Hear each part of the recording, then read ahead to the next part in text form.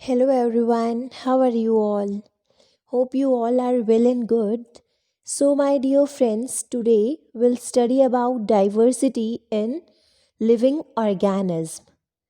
My dear friends, taxonomy, systematics, and taxonomical tools has been deleted from the syllabus. But still, I'll give you an overview regarding these topics. Okay, before going to new topic, I would like to repeat one of the property of living organism, that is consciousness. Okay, so what is consciousness? It is the ability of organism to sense their environment and respond to environmental stimuli. ये organism की वो ability होती है जिससे ये अपने environment से stimulus लेंगे और उस स्टिमुलस के अगेंस्ट रिस्पॉन्ड करेंगे. ओके, जैसे लाइट के अगेंस्ट प्लांट रिस्पॉन्ड करते हैं, वाटर की तरफ रिस्पॉन्ड करेंगे, टेम्परेचर की तरफ रिस्पॉन्ड करेंगे. So these are environmental stimuli towards which organism react or respond. First they will sense their environment and then they will respond to their environment. All organisms are aware of their surroundings, so it is the defining property of living organism. Okay, जो consciousness है वो living organism की defining property है. हाँ, हम define कर सकते हैं कि living organism की defining property क्या है? Consciousness. So, our today's topic is diversity in living organism. Diversity मतलब the number and types of living organism present on earth refers to diversity. Biodiversity हमने क्यों बोला? Because living organism की यहाँ बात हो रही है. Bio means life. So, the number and types of living organisms present on earth refer to biodiversity.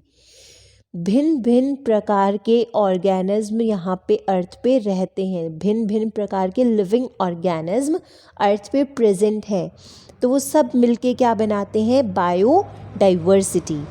Number of species described is 1.7 to 1.8 million. कितनी स्पीसीज हैं अर्थ के ऊपर? 1.7 से लेके 1.8 million. Clear? Diversity in living organism. First will discuss taxonomy. So what is taxonomy? It is the study of identification, classification and nomenclature of organism. Classification का यहाँ spelling mistake है, sorry. Taxonomy क्या होता है? Identification, classification and nomenclature of organism. किसी भी organism को पहले आइडेंटिफाई करना कि ये ऑर्गेनिज्म कैसा है, इसकी क्या क्या कैटेगरीज हैं, फिर हम उसके बिहेवियर पे, उसके फिजिकल अपीयरेंस के अकॉर्डिंग हम उसको क्लासीफाई करते हैं. तो that is known as classification. And हमने ऑर्गेनिज्म को आइडेंटिफाई कर दिया, क्लासीफाई कर दिया. Now we will name it. फिर हम उसको एक नाम देंगे. That is known as nomenclature. So it is the study of identification, classification and nomenclature of an organism. Now what is systematics? Systematics क्या होता है? It is a Latin word systema, that means systematic arrangement, deals with evolutionary relationships between organism. ये क्या होता है? Evolution से related होता है, जो कि आपके सिलेबस में अभी नहीं है. This has been deleted from your syllabus. Just to gain knowledge you should listen me. Okay. Systema naturae is the book written by Linnaeus. Linnaeus ने एक बुक लिखा था, systema naturae. Basic processes of taxonomy. Taxonomy में कुछ process होते हैं. क्या क्या? Characterization, identification, classification and last one is nomenclature. Will discuss one by one. First one is characterization. What is it? Understanding of characters of organism such as external and internal structure, structure of cell, development process, ecological information, etc. Characterization क्या होता है? किसी भी organism की विशेषता पहचानना, विशेषताओं को जानना कि उसका एक्सटर्नल स्ट्रक्चर कैसा है, बाहर से वो ऑर्गेनिज्म कैसे दिखता है, अंदर से उसका स्ट्रक्चर कैसा है, सेल का स्ट्रक्चर क्या है, उसमें कैसे कैसे डेवलपमेंट हो रही है. तो this is known as characterization. Okay. Next one is identification. It is the correct description of the organism so that the naming is possible. Identification simply means किसी भी ऑर्गेनिज्म को आइडेंटिफाई करना. अगर हम किसी ऑर्गेनिज्म को आइडेंटिफाई कर लेते हैं तो नेमिंग करने में हमें ईजी हो जाता है. Is that clear? Third one is classification. Classification is the grouping of organism into convenient categories known as taxa based on characters. Classification का मतलब क्या होता है? अभी आप लोग स्कूल जाते हैं तो आपको डिफरेंट क्लासेस में डिवाइड किया जाता है.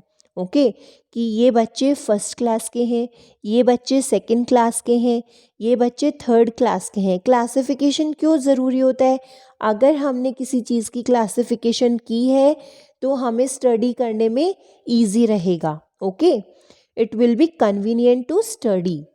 इसी तरीके से हम ऑर्गेनिज्म को भी क्लासिफाई करते हैं on basis of the characters. जिनके सेम कैरेक्टर होंगे उनको एक कैटेगरी में रखा जाएगा. Okay. Fourth one is nomenclature. Nomen means naming. It is the standardization of names of organisms such that an organism is known by the same name all over the world. Nomenclature में हम क्या करते हैं? एक standard name दे देते हैं organism को. फिर क्या होता है? स्टैंडर्ड नेम देने से क्या होता है? वर्ल्ड के आप किसी भी कोने में चले जाइए वो ऑर्गेनिज्म उसी नाम से जाना जाएगा. For example Mangifera indica. Mangifera indica क्या होता है? मैंगो. अगर आप किसी भी कोने में जाते हैं वर्ल्ड के तो हर जगह मैंगो के किस नाम से जाना जाता है? मैंगीफेरा इंडिका, और सम पीपल से Mangifera indica. Okay. Apis indica is another example. Apis indica किसे बोलते हैं? हनी बी को बोलते हैं. तो आप वर्ल्ड के किसी भी कोने में चले जाइए, अगर आप एपिस इंडिका बोलते हैं तो वहाँ सब समझ जाएंगे you are talking about honey bee. Is that clear? So here are some rules for nomenclature which are provided by first ICBN. ICBN का फुल फॉर्म क्या है? International code for botanical nomenclature. Second one is ICZN, international code for zoological nomenclature. इन दोनों ने क्या किया है? कुछ नॉमेनक्लेचर के रूल्स दिए हैं. ओके, आप इनका एब्रीविएशन याद कीजिएगा, 1 मार्क के क्वेश्चन में डेफिनेटली पूछा जाता है. Okay. So what is binomial nomenclature? Carolus Linnaeus is the father of taxonomy. So who is the father of taxonomy? Carolus Linnaeus. Okay. Name with two parts. Binomial means bi means two. Nomial means name. Name with two parts. एक नाम में क्या होंगे? 2 part होंगे. First one is generic name, मतलब genus का नाम होगा, and second will be specific epithet. Second first name जो होगा वो जीनस का होगा और सेकेंड नेम किसका होगा? स्पीसीज का होगा. तो it is known as binomial nomenclature. Now there are some guidelines and principles for nomenclature. अब हमें नॉमेनक्लेचर करने के लिए कुछ गाइडलाइंस मिले हैं, कुछ प्रिंसिपल दिए गए हैं जिनको फॉलो करके हम किसी भी ऑर्गेनिज्म का नॉमेनक्लेचर करते हैं. Okay. Name should be in sorry, name should be in Latin और डिराइव्ड फ्रॉम लैटिन। जो नेम होगा वो लैटिन होना चाहिए या फिर लैटिन से डिराइव होना चाहिए। Okay, second one is if it is written in italics when type and underline when handwritten. अगर आपने ऑर्गेनिज्म का नाम टाइप किया है तो उसको आप इटैलिक में टाइप करेंगे, और अगर आपने हाथ से लिखा है, हैंड रिटन है, तो उसको आप अंडरलाइन करेंगे। Is that clear? It contains two parts. नाम के क्या होंगे? दो पार्ट होंगे। फर्स्ट वर्ड इज जीनस, पहला जो होगा वो जीनस होगा, सेकेंड वर्ड जो होगा स्पीसीज होगा। Okay, next, genus name start with capital. जो जीनस का नाम होगा वो क्या होगा? कैपिटल से स्टार्ट होगा, while species name start with small letter. आप जीनस का नाम तो कैपिटल लेटर से स्टार्ट करेंगे, first letter will be capital, किसका? जीनस का, और स्पीसीज का नेम आप स्मॉल लेटर्स में लिखेंगे। Okay, next rule is name should be short, precise and easy to pronounce. जो नाम होगा वो छोटा होना चाहिए और ईजीली प्रोनाउंसिएबल होना चाहिए। Okay, next and the last rule is name of the author is written as an abbreviated form after the species name. Okay, जैसे एग्जाम्पल मैंगीफेरा इंडिका और मैंजीफेरा इंडिका। तो Mangifera indica, Mangifera here is genus. आप देख सकते हैं Mangifera का M हमने capital letter में लिखा है, तो genus name starts with always capital letter. और इंडिका का क्या होगा? इंडिका स्मॉल में रहेगा। Indica is a species name. Mangifera जो है वो जीनस है, इंडिका जो है वो स्पीसीज है।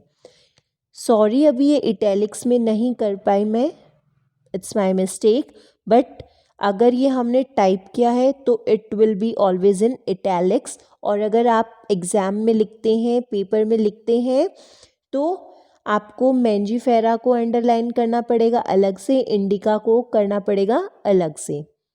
Okay, Homo sapiens. होमोसैपियंस किसको बोलते हैं? ह्यूमंस को। ब्रैकेट में आपने ये भी बताया है कि किसके लिए नेम दिया गया है। Okay, Panthera pardus for leopard, Felis domestica for cat. Okay, so with this we have completed chapter 1 of biology. I hope you all have understood this chapter. It is very simple. Still, if you are having any doubt, you may ask me in comment box. Thank you for listening and watching me.